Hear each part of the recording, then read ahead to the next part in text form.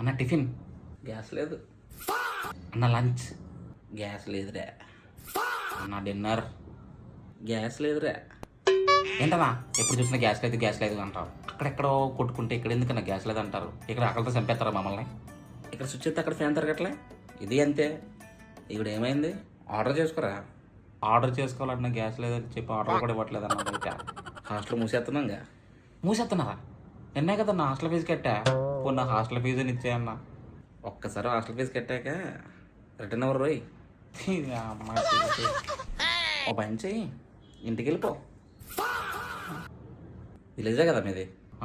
ఇప్పుడు వెళ్ళపోయావు అనుకో 10 రోజుల్లో పెట్రోల్ రేట్లు పెరుగుతాయి. పెట్రోల్ రేట్లు పెరిగిందనుకో ఇంటికి వెళ్ళిన బస్సులు కూడా ఉండవు. మనకు అవసరమా?